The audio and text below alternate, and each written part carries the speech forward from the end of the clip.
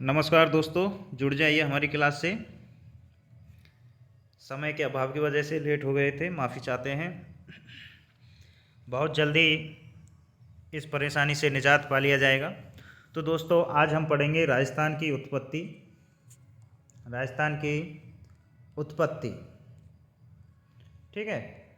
राजस्थान की उत्पत्ति और राजस्थान की अवस्थिति और विस्तार। तो देखिए दोस्तों, आगे चलते हैं। राजस्थान की उत्पत्ति। तो दोस्तों, सबसे पहले राजस्थान की उत्पत्ति जानने से पहले आप इस डायग्राम को अच्छे से देखें। राजस्थान की उत्पत्ति आप देख रहे हो, ये हमारी संपूर्ण पृथ्वी का 29% भाग पैंजिया यानी कि महाद्वीप और 71% भाग पैंथालासा यानी कि महासागर। इसको आप देख सकते हो। ये उत्तरी भाग हो गया आपके अंगारा लैंड और दक्षिणी भाग हो गया गोंडवाना लैंड। और इनके बीच में आप ये जो देख रहे हो, एक भूषण नदी है। और एक भूषण नदी कौन सी है आपके दोस्तों? ये भूषण नदी है आपके, देखिएगा कि ये जो आप देख रहे हो, इसमें टेथिस सागर। ये क्या है दोस्तों? टेथिस सागर। तो दोस्तों, आप इस चित्र को अच्छे से देख लें और अपनी कॉपी में बनाने का प्रयास करें।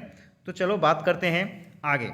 तो देखिएगा दोस्तों, एक वर्ड्स आता है पैंथालासा, ठीक है दोस्तों। तो इसमें देखिएगा अल्फ्रेड वैगनर, इसका पूरा नाम था अल्फ्रेड वैगनर, ठीक है। इसकी डिटेल मैं अभी थोड़े आगे बताऊंगा कि अल्फ्रेड वैगनर ने 1912 में अपना महाद्वीपीय विस्थापन सिद्धांत दिया था। उस बारे में अपन डिटेल से चर्चा करेंगे। तो देखिए दोस्तों, पैंथालासा एक वर्ड आता है हमारे पैंथालासा। वैगनर के अनुसार महासागरों के संयुक्त रूप को पैंथालासा कहा जाता है। यानी कि जो वैगनर था, इसने महासागरों का जो संयुक्त रूप था उसको पैंथालासा कहा। इसका मूल महासागर कौन सा था दोस्तों? प्रशांत महासागर था। कौन सा? प्रशांत महासागर। आपको पता भी होना चाहिए कि पृथ्वी पर सबसे बड़ा महासागर कौन सा है? प्रशांत महासागर। और प्रशांत ही महासागर में ही पृथ्वी पर सबसे गहरा गर्त मेरियाना ट्रेंच स्थित है, ठीक है दोस्तों। अब देखिएगा आगे, एक वर्ड्स आप पढ़ रहे हो, क्या पढ़ते हैं? देखिएगा, टेथिस सागर। तो दोस्तों, टेथिस सागर, ये आपका टेथिस सागर रहा। अगर इसकी बात करें तो दोस्तों देखिएगा, टेथिस सागर की बात की जाए तो इसमें दिया हुआ है, देखिए यह एक भूसन्नति था। क्या था दोस्तों? भूसन्नति था, जो अंगारा लैंड व गोंडवाना लैंड के मध्य स्थित था। कहाँ पे? अंगारा लैंड एवं गोंडवाना लैंड के मध्य स्थित था। क्या? टेथिस सागर। तो दोस्तों देखिएगा, पैंथालासा, टेथिस सागर, और मैंने अभी बताया था कि अंगारा लैंड और गोंडवाना लैंड के मध्य में स्थित था। क्या? आपके टेथिस सागर, ठीक है। उत्तरी भाग आपका क्या हो गया? अंगारा लैंड, और दक्षिणी भाग आपका क्या हो गया? गोंडवाना लैंड, ठीक है दोस्तों। अगर बात की जाए इसी में आगे, तो देखिएगा दोस्तों, इसमें देखिएगा कि ये जो भाग था पैंजिया, ये पूरा स्थलीय भाग था, ठीक है दोस्तों। और ये जो जलीय भाग था, इसको पैंथालासा कहा गया, ठीक है। अब देखिएगा इसमें आगे, इसको आप देख सकते हो, इसका स्क्रीनशॉट भी ले सकते हो राजस्थान की उत्पत्ति के बारे में, ठीक है। तो जो महासागरों का भाग था उसको तो पैंथालासा कहा, और इनके बीच में ये जो आप देख रहे हो टेथिस सागर है ना, ये स्थित था। चलो इसमें आगे अपन बात करते हैं। देखिएगा, इसमें देखिएगा कि जो पैंजिया था, यानी कि वैगनर के अनुसार पैंजिया अल्फ्रेड वैगनर के अनुसार महाद्वीपों के संयुक्त रूप को पैंजिया कहा गया। क्या कहा दोस्तों? पैंजिया के बारे में अल्फ्रेड वैगनर ने कि महाद्वीपों के संयुक्त रूप को पैंजिया कहा, जो कालांतर में वर्तमान में 2 भागों में विभाजित है। तो दोस्तों, मैं शॉर्ट बता दूं आपको कि जो अल्फ्रेड वैगनर था, इसने महाद्वीपीय विस्थापन सिद्धांत दिया था, और इसमें बताया था कि जितने भी जलीय भाग था उसको तो इसने नाम दिया पैंथालासा। क्या नाम दिया? पैंथालासा। और जितना भी स्थलीय भाग था, ठीक है, उसको इसने नाम दिया था पैंजिया। स्थलीय भाग को नाम दिया क्या? पैंजिया। और जलीय भाग को नाम क्या दिया था इसने दोस्तों? पैंथालासा। क्या नाम दिया? पैंथालासा, ठीक है दोस्तों। अब देखिएगा आगे, अल्फ्रेड वैगनर के अनुसार महाद्वीपों के संयुक्त रूप को पैंजिया कहा जाता है, जो कालांतर में वर्तमान में 2 भागों में विभाजित है। कौन सा भाग? तो दोस्तों इसमें देखिएगा, 2 भागों में विभाजित किया था। एक तो उत्तरी भाग जिसे अंगारा लैंड कहते हैं, और दक्षिणी भाग जिसे क्या कहते हैं? गोंडवाना लैंड, ठीक है दोस्तों, आप इसका स्क्रीनशॉट ले लो, ये लो, इसका आप क्या ले सकते हो, स्क्रीनशॉट ले सकते हो। ठीक है, आपको कॉपी में बनाने में आसानी हो जाएगी। पहला स्लाइड आपके लिए देखिएगा, इसको भी आप अच्छे से स्क्रीनशॉट ले सकते हो। ठीक है दोस्तों, अब चल दो आगे बात करते हैं। ठीक है, अब इसके बारे में देखिएगा, राजस्थान का निर्माण। ठीक है दोस्तों, अगर बात करें हम लोग राजस्थान के निर्माण के बारे में, तो दोस्तों देखिए, आप शॉर्ट इसको याद कर सकते हो, GT। जी का मतलब गोंडवाना लैंड और टी का मतलब टेथिस सागर। ठीक है दोस्तों, यानी कि राजस्थान का निर्माण कैसे हुआ। आप देखो, GT को वैसे भी याद रख सकते हो, आपने रीजनिंग में पढ़ा होगा कि जो विपरीतार्थक शब्द, यानी कि जी का विपरीतार्थक शब्द क्या होता है, टी भी होता है। इसको आप गौरव टावर के नाम से भी याद कर सकते हो, GT। ठीक है, अब देखिएगा दोस्तों आगे, राजस्थान के निर्माण की बात की जाए तो जो राजस्थान का निर्माण हुआ था, यानी कि दो भागों में बटा था। एक तो था कौन सा, गोंडवाना लैंड, और एक था अपन के टेथिस सागर। ठीक है दोस्तों, गोंडवाना लैंड और टेथिस सागर। अगर बात करें गोंडवाना लैंड के भाग, तो गोंडवाना लैंड का एक तो है आपके अरावली और एक है हाड़ौती का पठार, यानी कि जितने भी आप पर्वत पठार देखते हो ये सब गोंडवाना लैंड का भाग है। और जितने भी मरुस्थल आप देखते हो, ठीक है, ये और मैदान देखते हो, ये सब किसका भाग है, टेथिस सागर का। ठीक है दोस्तों, किसके भाग है, अपन के टेथिस सागर के। ठीक है, अब थोड़ा सा अरावली की बात करें, हम थोड़ा सा आगे चलते हैं। तो दोस्तों देखिएगा कि ये जो अरावली पर्वतमाला है, अरावली व हाड़ौती भारत के प्रायद्वीपीय पठार का हिस्सा है। किसका, प्रायद्वीपीय पठार का। जबकि मरुस्थल व मैदान भारत के उत्तर के विशाल मैदान का हिस्सा है। ठीक है दोस्तों, अरावली व हाड़ौती भारत के प्रायद्वीपीय पठार का हिस्सा है, जबकि मरुस्थल व मैदान भारत के उत्तर के विशाल मैदान का हिस्सा है। अब बात करें हम थोड़ी सी अरावली के बारे में, तो देखिए दोस्तों, अरावली है ये विश्व की प्राचीनतम पर्वतमालाओं में से है। किसमें से, विश्व की प्राचीनतम पर्वतमालाओं में से। ठीक है, और अपन के जो मैदान है ये नवीनतम पर्वतमाला है, सॉरी माफी चाहता हूँ, मैदान कैसे हैं, नवीनतम। अगर बात करें नवीनतम पर्वतमाला की, तो उसका आंसर आता है अपन के हिमालय। क्या आता है, हिमालय। और प्राचीनतम पर्वतमाला की बात करें तो उसका आंसर आता है अपन के अरावली। दोस्तों, अरावली की तुलना अमेरिका के कौन से पर्वतों से की जाती है, अपलेशियन पर्वतों से। किससे, अपलेशियन पर्वतों से। ठीक है दोस्तों, चलो आगे बात करते हैं हम लोग। ठीक है, आगे बात करते हैं, आप इसका स्क्रीनशॉट ले सकते हो, राजस्थान के निर्माण का इसका स्क्रीनशॉट ले सकते हो। चलो आगे बात करते हैं, देखिएगा, मैं अभी बात कर रहा था थोड़ा सा वैगनर के बारे में। तो दोस्तों देखिए, अगर वैगनर की बात की जाए तो देखिएगा, परिभाषा में मैं आपको बता दूं, राजस्थान का भौगोलिक स्वरूप बहुत ही प्राचीन है, जिसका निर्माण समय के अपरदन व निक्षेपण क्रिया से हुआ है। ठीक है दोस्तों, अब देखिए, अगर बात की जाए महाद्वीपीय भाग कितने हैं अपन के, 29%। ठीक है दोस्तों, और बात की जाए जो महासागरीय वो क्या है, 71%। ठीक है, अगर बात करें हम लोग जो महाद्वीपीय स्थल थे उनको तो पेंजिया कहा, और जो महासागरीय भाग था उसको पैंथालासा कहा। ये दो भागों में बट गया था, एक तो अंगारा लैंड जिसे लॉरेंसिया भी बोलते थे, और एक दक्षिणी भाग जिसे गोंडवाना लैंड बोलते थे, और बीच में क्या था आपके, टेथिस सागर। ठीक है दोस्तों, आगे चलते हैं वैगनर के बारे में। तो दोस्तों देखिएगा, ये इसका पूरा नाम था अल्फ्रेड वैगनर। क्या था, अल्फ्रेड वैगनर। ठीक है दोस्तों, अल्फ्रेड वैगनर। अगर बात करें वैगनर का महाद्वीपीय विस्थापन सिद्धांत, तो देखिए, महाद्वीपीय विस्थापन सिद्धांत प्रतिपादन किया था इसका अल्फ्रेड लॉथर वैगनर ने। कब किया था दोस्तों, 6 जनवरी 1912 को फ्रैंकफर्ट, ये कहाँ, जर्मनी में हुए भूगर्भीय सम्मेलन में किया था। ठीक है, सन 1915 में अपनी पुस्तक the original of continents and oceans, ठीक है दोस्तों, प्रकाशित की। इसने पुस्तक प्रकाशित की 1915 में। इस पुस्तक के अनुसार उन्होंने माना कि सभी महाद्वीपीय बाढ़ में विखंडित होने और प्रवाहित होकर अपने वर्तमान स्थानों में पहुंचने से पहले एक समय में एक विशाल महाद्वीप का हिस्सा थे, जिसे इन्होंने और कॉन्टिनेंट कहा था। ठीक है दोस्तों, अब बात करें हम लोग आगे थोड़ी सी, तो देखिएगा, इसमें एक था अपन के पेंजिया। पेंजिया शब्द 1928 में अल्फ्रेड वैगनर के सिद्धांत पर चर्चा के लिए आयोजित एक संगोष्ठी के दौरान प्रकाश में आया। कौन सा? पेंजिया शब्द। पेंजिया का विखंडन कार्बोनिफेरस युग में हुआ था। दोस्तों कब हुआ था इसका विखंडन? कार्बोनिफेरस युग में, लगभग 60 करोड़ वर्ष पूर्व पृथ्वी के ऊपर एक दृढ़ भूखंड था जिसे क्या कहा जाता? पेंजिया कहा जाता था। ठीक है दोस्तों, क्या कहा जाता उसे? पेंजिया। दोस्तों जानकारी के लिए बता दूं कि इन्होंने कुछ प्रमाण भी प्रस्तुत किए थे, तो उसके बारे में मैं आपको एक अलग से वीडियो बना के डाल दूंगा।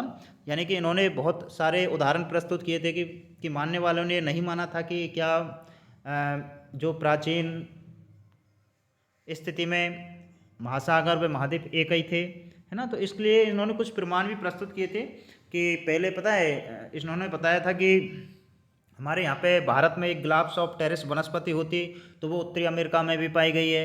इन्होंने जिंक्सा फिट की स्थिति के बारे में भी बताया था। इन्होंने एक लेमिंग नामक जंतु का भी उदाहरण दिया था, लेमिंग नामक जंतु का भी उदाहरण दिया था। ठीक है दोस्तों, तो वो एक अलग से वीडियो बना देंगे आपके लिए। तो देखिएगा पेंजिया की अगर बात करें तो देखिए, पेंजिया शब्द 1928 में अल्फ्रेड वैगनर के सिद्धांत पर चर्चा के लिए आयोजित एक संगोष्ठी के दौरान प्रकाश में आया। पेंजिया का विखंडन कार्बोनिफेरस युग में हुआ। लगभग 60 करोड़ वर्ष पूर्व पृथ्वी के ऊपर एक दृढ़ भूखंड था जिसे पेंजिया कहा गया। ठीक है दोस्तों, आगे देखिएगा पैंथालासा। पैंथालासा की अगर बात करें तो पेंजिया के चारों ओर विस्तृत जल भाग था जिसे पैंथालासा कहा। मैंने अभी थोड़ी देर पहले ही बताया था कि जलीय भाग को इन्होंने पैंथालासा कहा और स्थलीय भाग को इन्होंने क्या कहा? पेंजिया। इसमें देखिए, सूर्य व चंद्रमा की ज्वारीय शक्ति तथा पृथ्वी के गुरुत्वीय शक्ति के कारण पेंजिया 2 भागों में विखंडित हो गया। कितने भागों में हो गया दोस्तों? 2 भागों में। एक तो अंगारा लैंड का विखंडन पेंजिया के उत्तरी भाग से हुआ था। ठीक है, और इसका जो टाइम पीरियड आता है दोस्तों वो आता है अंतिम ट्राइसिक युग में। ठीक है दोस्तों, अब देखिएगा आगे बात करें, विखंडन से बने 2 भाग, एक तो उत्तरी अमेरिका महाद्वीप, एक आर्कटिक महाद्वीप, एक यूरोप और एक उत्तरी एशिया। ठीक है दोस्तों, अगर इसी में आगे अपन बात करें तो देखिएगा गोंडवाना लैंड का जो विखंडन हुआ था दोस्तों, इसमें देखिए ये पेंजिया के दक्षिणी भाग यानी कि ये उत्तरी भाग हो गया। ठीक है, और ये दक्षिणी भाग हो गया।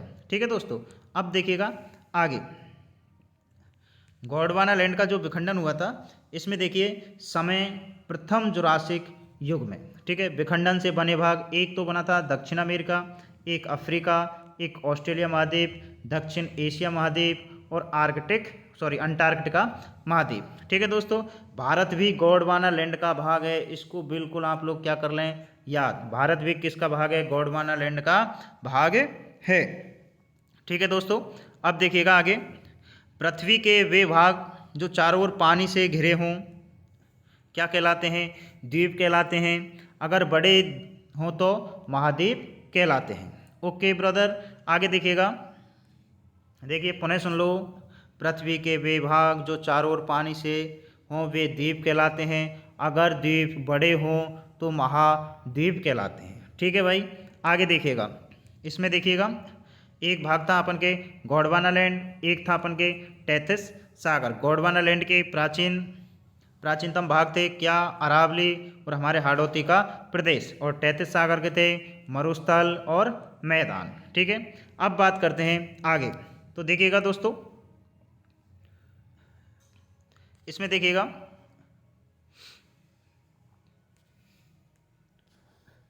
मरुस्थल व मैदान भारत के उत्तरी विशाल मैदान का हिस्सा है। अरावली व हाड़ौती भारत के प्रायद्वीपीय भाग का हिस्सा है। राजस्थान में सर्वाधिक भूभाग रेगिस्तानी है तो सबसे कम भूभाग पठारी है। ठीक है दोस्तों, अब देखिएगा आगे, इनको आप एक बार, मैं आपके लिए स्क्रीनशॉट के लिए समय दे रहा हूँ। आप देखिएगा, एक एक चीज़ का स्क्रीनशॉट लेके आप वीडियो को रोक सकते हैं। ठीक है दोस्तों, ये देखिए पेंजिया और पैंथालासा। ठीक है दोस्तों, आगे देखिएगा, इसमें देखिएगा राजस्थान की उत्पत्ति।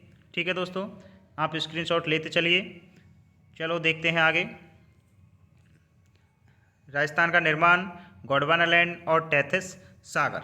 ठीक है दोस्तों, आगे चलिए, आपको मैंने अब पहले ही बताया था कि ये जो अरावली पर्वतमाला है इसकी तुलना कहाँ से की गई है? ये इसकी तुलना अमेरिका के अपलेशियन पर्वतों से की है। कौन से पर्वत? अपलेशियन। ठीक है दोस्तों, अपलेशियन पर्वतों से की है। किसकी तुलना? अमेरिका की, सॉरी अरावली की। ठीक है, अगर बात करें, एक तो विश्व की प्राचीनतम पर्वतमाला, तो विश्व की प्राचीनतम पर्वतमाला अरावली आ जाती है। और नवीन पर्वतमाला की बात करें तो आपके क्या आ जाती है? हिमालय। क्या आ जाती है दोस्तों? हिमालय। विश्व की नवीनतम पर्वतमाला क्या है? हिमालय। ठीक है, और देखिएगा इसी में आगे कि अगर बात की जाए, अरावली प्राचीनतम है और ये जो मैदान है ये क्या है? सबसे नवीनतम। ठीक है दोस्तों, तो आप इसका स्क्रीनशॉट ले लें। चलते हैं आगे, देखिएगा राजस्थान की उत्पत्ति, ये मैंने अभी आपको बता दिया था। आप इसका भी स्क्रीनशॉट ले सकते हैं। आगे देखिएगा,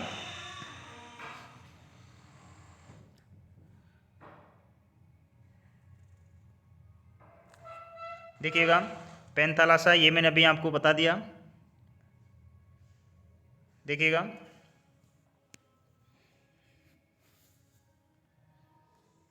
पेंथालासा पेंजिया के चारों ओर विस्तृत जल भाग था, जिसे क्या कहा जाता था?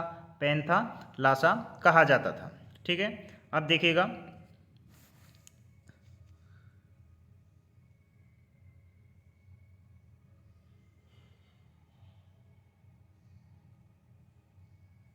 अगला जो हमारा आता है राजस्थान की स्थिति एवं विस्तार। तो दोस्तों इसमें देखिए, राजस्थान की स्थिति एवं विस्तार में एक तो है अपन की अक्षांशीय स्थिति और देशांतरीय स्थिति। ठीक है, तो दोस्तों इसकी अगर बात करें हम लोग, तो देखिएगा राजस्थान की स्थिति अक्षांश की अगर बात करें तो मैं आपको छोटा सा इधर डायग्राम बनाता हूँ। देखिएगा, ये मान लो हमारी संपूर्ण पृथ्वी है, ये है आपके भूमध्य रेखा जिसे 0 डिग्री रेखा कहते हैं, जिसे विषुवत रेखा कहते हैं, जिसे प्रधान अक्षांश रेखा भी कहते हैं। तो दोस्तों यहाँ से हमारा जो भारत स्टार्ट होता है, इस जगह से भारत स्टार्ट होता है। ठीक है, और ये जो जगह है ये आपको पता होगा 8 डिग्री 4 मिनट, यानी कि 8 डिग्री 4 मिनट उत्तरी अक्षांश, यहाँ से भारत स्टार्ट होता है। तो दोस्तों देखिए, ये दिशा उत्तर हो गई, ये दक्षिण हो गई, ये पूरब हो गई और ये पश्चिम हो गई। ठीक है दोस्तों, तो अगर भारत के अक्षांशीय राजस्थान के अक्षांशीय स्थिति की बात करें तो पहली बात तो देखो, ये हो गए अपन के उत्तरी गोलार्ध और ये हो गए अपन के दक्षिणी गोलार्ध। तो इसमें देखते हैं अपन, तो राजस्थान कहाँ आता है? अपन के उत्तरी गोलार्ध में। ठीक है दोस्तों, कहाँ आता है? उत्तरी गोलार्ध में। ठीक है, और अगर देशांतर स्थिति से बात करें तो जैसे देखिएगा, ये हो गया इधर पश्चिमी देशांतर और इधर पूर्वी देशांतर। तो दोस्तों देशांतरी दृष्टि से ये कहाँ आता है अपन का राजस्थान? पूर्वी देशांतर में। कहाँ आता है? पूर्वी देशांतर। अगर अक्षांशीय स्थिति की बात की जाए, ठीक है, तो कौन से गोलार्ध में आता है राजस्थान? उत्तरी गोलार्ध। और देशांतरी स्थिति से देखा जाए तो राजस्थान कहाँ आता है? पूर्वी गोलार्ध में। और अगर बात की जाए भारत की, ठीक है, तो भारत के कहाँ आता है? पश्चिम में। ठीक है दोस्तों, ठीक है, आगे देखिए, आप इसका स्क्रीनशॉट ले सकते हो। ठीक है, चलते हैं आगे। अब देखिएगा इसमें राजस्थान की स्थिति अक्षांश व देशांतर के अनुसार कौन सी है? उत्तरी पूर्वी। कौन सी है दोस्तों? उत्तरी पूर्वी। चलो देखते हैं इसको उत्तरी पूर्वी कैसे है। जैसे मान लो, देखो ये हमारा संपूर्ण पृथ्वी हो गई। ठीक है, संपूर्ण पृथ्वी हो गई, ये उत्तर दिशा, ये दक्षिण दिशा, ये पूरब और ये पश्चिम, ये हो गई अपन के 0 डिग्री प्रधान अक्षांश रेखा। अब देखिए कि ये जो दिशा है ये हो गई अपन के उत्तर पूरब। ठीक है, और ये दिशा हो गई अपन के दक्षिण पश्चिम, ये दिशा हो गई हमारे दक्षिण पूरब और ये दिशा हो गई हमारे उत्तर और पूरब। ठीक है दोस्तों, तो राजस्थान की अक्षांश व देशांतर के अनुसार अगर देखिए इस दिशा में स्थित है हमारा भारत। देखिए भारत यहाँ पे स्थित है, तो स्थिति कौन सी हो गई? उत्तर पूरब। कौन सी हो गई दोस्तों? उत्तर और पूरब। ठीक है, तो यानी कि राजस्थान कहाँ स्थित है? हमारे इस जगह पर राजस्थान स्थित है। तो देख सकते हो आप कौन सी स्थिति हो गई? उत्तर और पूरब। ठीक है दोस्तों, चलो बात करते हैं राजस्थान की स्थिति अक्षांश व देशांतर के अनुसार कौन सी है? उत्तरी और पूर्वी। ठीक है, राजस्थान की स्थिति भारत के अनुसार किधर आती है? उत्तर पश्चिम में। ठीक है दोस्तों, तो चलो इसके बारे में भी अपन थोड़ी चर्चा करते हैं। जैसे मान लेते हैं, जैसे देखिएगा, ठीक है, ऐसे ये अपन के बात की जाए, ये हमारे भारत का मैप हो गया। ठीक है, अब राजस्थान की स्थिति के बारे में देखते हैं हम लोग। तो मेरे भाइयों देखिएगा कि राजस्थान किस दिशा में स्थित है। इस जगह पे आपके राजस्थान स्थित है। किस जगह पे? इस जगह पे। तो आप देख सकते हो स्थिति कहाँ हो गई राजस्थान की। ठीक है, तो इस जगह पे हमारा पूरा राजस्थान स्थित है। तो देखिएगा ये उत्तर और ये दिशा कौन सी हो गई? पश्चिम। तो राजस्थान किधर हो गया? उत्तर और पश्चिम में। ठीक है दोस्तों, चलो देखिए राजस्थान की स्थिति भारत के अनुसार किस दिशा में है? उत्तर और पश्चिम में। ठीक है, अब बात करते हैं राजस्थान का अक्षांशीय व देशांतरीय विस्तार। तो देखिए दोस्तों, राजस्थान का जो अक्षांशीय व देशांतरीय विस्तार आता है, अक्षांशीय विस्तार आता है 23 डिग्री 3 मिनट से 30 डिग्री 12 मिनट। कब? 23 डिग्री 3 मिनट से 30 डिग्री 12 मिनट उत्तरी अक्षांश। ठीक है दोस्तों, और इसका देशांतरीय विस्तार कितना आता है बताइएगा जरा।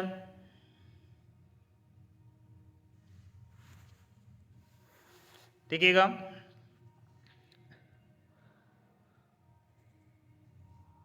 एक मिनट, थोड़ा सा देखिएगा। अक्षांशीय विस्तार 23 डिग्री 3 मिनट से 30 डिग्री 12 मिनट उत्तरी अक्षांश। अब बात करें हम लोग अक्षांशों की, तो दोस्तों देखिएगा ये जो ऊपर ऊपर 30 डिग्री 12 पर पड़ता है कौन सा? आपके कोनागाम। ठीक है, कोनागाम कहाँ पे? आपके गंगानगर में। ठीक है, उत्तर में 30 डिग्री 12 मिनट कौन सा गांव? कोनागाम। ये कहाँ पड़ता है? गंगानगर में। ठीक है, और इधर नीचे देखिएगा 23 डिग्री 3 मिनट। क्या है दोस्तों? 23 डिग्री 3 मिनट है ना, ये रहा 23 डिग्री 3 मिनट। ये किस गांव से प्रारंभ होता है? बोरकुंडा गांव, बांसवाड़ा से। तो दोस्तों राजस्थान का अक्षांशीय विस्तार कितना है? 23 डिग्री 3 मिनट से 30 डिग्री 12 मिनट उत्तरी अक्षांश। कहाँ से? देखिएगा एक बोरकुंडा गांव कहाँ पड़ता है? आपके बांसवाड़ा में। कोना गांव कहाँ पड़ता है? गंगानगर में। ठीक है, अब बात करें हम लोग, थोड़ा सा ध्यान से देखिएगा कि अगर राजस्थान की उत्तर से दक्षिण लंबाई की बात करें तो कितनी आती है? ऐसे मान लो ये राजस्थान हुआ, राजस्थान की उत्तर से दक्षिण लंबाई कितनी आती है दोस्तों? देखिएगा 826 किलोमीटर। ठीक है दोस्तों, हमेशा ध्यान रखना ऊंचाई को मीटर में ज्ञात करते हैं और दूरी को किलोमीटर में। तो अपन के राजस्थान के उत्तर से दक्षिणतम लंबाई कितनी आती है? 826 किलोमीटर। उत्तरी बिंदु कौन सा है? कोनागाम। और दक्षिणी बिंदु कौन सा है? बोरकुंडा गाम। कहाँ पे है? ये आपके बांसवाड़ा में। ठीक है, और दूरी कितनी आती है? 826 किलोमीटर। तो दोस्तों मैं उम्मीद कर सकता हूँ आपके समझ में आया होगा, आप इसका स्क्रीनशॉट ले सकते हो। ठीक है दोस्तों, चलते हैं आगे। देखिएगा आगे अगले की बात करें, देखिएगा राजस्थान के अक्षांशीय विस्तार में 60 डिग्री 9 मिनट का अंतर है। ठीक है, 60 डिग्री 9 मिनट अक्षांशों में राजस्थान का विस्तार है। ठीक है दोस्तों, माफ़ी चाहता हूँ, अंतर नहीं है। ठीक है, विस्तार है ना। आगे देखिए 23.5 डिग्री उत्तरी अक्षांश या कर्क रेखा या उत्तरी ऐनांत जो राजस्थान के बांसवाड़ा एवं डूंगरपुर से गुजरती है, राजस्थान में इसकी कुल लंबाई कितनी आती है दोस्तों? 26 किलोमीटर। दोस्तों जल्दीबाजी में कोई चूक हो जाए तो माफ़ी चाहता हूँ। ठीक है, आगे देखिएगा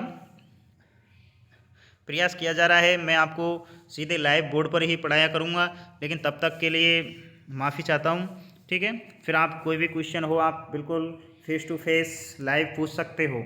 मैं अपनी व्यवस्थाओं के सुधार में लगा हुआ हूँ। ठीक है, कोई भी गलती होती है उसके लिए क्षमा चाहता हूँ। देखिएगा आगे हम बात करें 23.5 डिग्री उत्तरी अक्षांश कर्क रेखा या उत्तरी ऐनांत जो राजस्थान के बांसवाड़ा एवं डूंगरपुर से गुजरती है, राजस्थान में इसकी कुल लंबाई कितनी आती है दोस्तों? 26 किलोमीटर। अब आप समझ रहे होंगे कि साहब ये क्या है, तो दोस्तों मैं जरा आपको समझाने का प्रयास करता हूँ। देखिएगा ये हमारी हो गई संपूर्ण पृथ्वी। ठीक है, एक मिनट, देखिएगा ये मान लो हमारी पृथ्वी हो गई है ना, और ये हो गई हमारे 0 डिग्री। ठीक है, 0 डिग्री, और ये होती है हमारे मकर रेखा। ठीक है, और ये है अपन के कर्क रेखा। कर्क रेखा, मकर, भूमध्य रेखा और मकर रेखा। तो दोस्तों ये जो कर्क रेखा है ये भारत के बिल्कुल इस तरीक़ा से मध्य से होकर के गुजरती है। ठीक है, ये भारत के 8 राज्यों में जाती है ना, लेकिन ये हमारे राजस्थान की जो बांसवाड़ा की सीमा है उसको टच करके जाती है। ठीक है दोस्तों, तो इसकी बात करें हम लोग 23.5 डिग्री जो अपन के बांसवाड़ा एवं डूंगरपुर से गुजरती है राजस्थान में, इसकी कुल लंबाई कितनी आती है दोस्तों? 26 किलोमीटर। ये ध्यान रखने योग्य बात है। 21 जून, ठीक है, राजस्थान उत्तरी गोलार्ध में सबसे बड़ा दिन व सबसे छोटी रात होती है। यानी 21 जून को राजस्थान में अर्थात पूरे उत्तरी गोलार्ध में सबसे बड़ा दिन व सबसे छोटी क्या होती है? रात। इसको कर्क संक्रांति भी कहते हैं। वैसे 14 जनवरी को हम मकर संक्रांति मनाते हैं, जो कि गलत है। ठीक है, वो 14 जनवरी ना होकर के वो कहाँ पे बनती है? मकर रेखा पर। ठीक है, देखिएगा 22 दिसंबर को मकर रेखा पर मकर संक्रांति बनती है, लेकिन अपन के यहाँ 14 जनवरी को ही मना देते हैं। ठीक है, तो उसके बारे में भी कभी रेखाएं पढ़ाएंगे जब, तब अच्छे से बताएंगे आपके लिए। चलो देखिएगा, 2015 से इसे अंतर्राष्ट्रीय योग दिवस के रूप में भी मनाया जा रहा है। ठीक है, किसको? 21 जून को। ठीक है दोस्तों, और आपको ये भी पता होना चाहिए कि 2015 से ही 26 नवंबर को, किसको? 26 नवंबर को क्या मनाया जाता है? पहले विधि दिवस मनाया जाता है, जो वर्तमान में क्या मनाया जाता है? संविधान दिवस। क्या मनाया जाता है? संविधान दिवस। ठीक है दोस्तों, आगे देखिएगा, 2015 से 21 जून को योग दिवस के रूप में मनाते हैं। अब बात करें राजस्थान का देशांतरीय विस्तार, तो देखिए दोस्तों, राजस्थान का जो देशांतरीय विस्तार आता है 69.30 से 78 डिग्री 17 मिनट के बीच राजस्थान का देशांतरीय विस्तार आता है। ठीक है, अगर बात करें ये हमारा राजस्थान, ठीक है, तो ये यहाँ से और यहाँ तक। ठीक है, तो दोस्तों देखिएगा, इसमें अगर बात करें, यहाँ पे जैसलमेर जिला पड़ता है, और जैसलमेर में एक गांव पड़ता है, कौन सा? कटरा गांव। ठीक है, और इधर धौलपुर जिला पड़ता है, जहाँ पे गांव पड़ता है अपन के शिलान गांव। ये खाएँ धौलपुर में। तो दोस्तों देखिएगा, राजस्थान का देशांतरीय विस्तार कितना है? 69.30 से 78 डिग्री 17 मिनट पूर्वी देशांतर। ठीक है दोस्तों, कौन सा देशांतर? पूर्वी देशांतर। स्थान कहाँ? कटरा गांव। कहाँ पे है ये? जैसलमेर में। और पूरब में कौन सा है? सिलान गांव। ये कहाँ पे है? आपके धौलपुर में। दूरी कितनी है दोस्तों? 869। कितनी है दूरी? 869। और इस तरीक़ा से भी मैंने आपको बताई थी, वो कितनी थी? 826 किलोमीटर। ठीक है दोस्तों, अगर बात करें, देखिएगा, ये 69 डिग्री 30 मिनट जैसलमेर का कौन सा गांव? कटरा गांव। ठीक है, और ये 78 डिग्री 17 मिनट कौन सा गांव? सिलान गांव। कहाँ है ये? धौलपुर। धौलपुर। आपने राजा खेड़ा तहसील का नाम सुना होगा, राजा खेड़ा। ठीक है, तो उसी के पास ये पड़ती है। इसमें कितने देशांतर का विस्तार है दोस्तों? 8 डिग्री 47 देशांतर का विस्तार है। लगभग इसको 9 देशांतर बोलते हैं, और एक देशांतर को पार करने में 4 मिनट का समय लगता है, तो बराबर कितना हो गया? 36। ठीक है, तो इसीलिए यहाँ पे सूर्योदय 36 मिनट पहले होगा, और यहाँ पे सूर्योदय 36 मिनट बाद होगा। तो जहाँ पे सूर्योदय पहले होगा तो वहीं सूर्यास्त भी पहले ही होगा। ठीक है दोस्तों, तो इधर पश्चिम में कटरा गांव और पूरब में सिलान गांव, धौलपुर। ठीक है दोस्तों, अगर बात करें मध्यगाम की, तो दोस्तों देखिएगा, ये बहुत अच्छा प्रश्न है। मध्यगाम में देखिए, ये नागौर में पड़ता है। कौन सा गांव? लोपालाई गांव। यानी कि इधर ये रेखा, इधर वाली रेखा और इधर वाली रेखा। ठीक है दोस्तों, और बीचों बीच में एक गांव पड़ता है, लोपोलाई गांव, जिला नागौर। सैटेलाइट सर्वे के अनुसार राजस्थान का मध्यगाम कौन सा है? नागौर में। ठीक है, गगराना नागौर, और वैसे कौन सा है? लोपोलाई नागौर। ठीक है दोस्तों, अगर आगे बात करें हम लोग, तो देखिएगा, देशांतर रेखाओं को तिथि रेखा व समय रेखा भी कहा जाता है। अभी मैंने बात की थी कि एक देशांतर को पार करने में 4 मिनट का समय लगता है।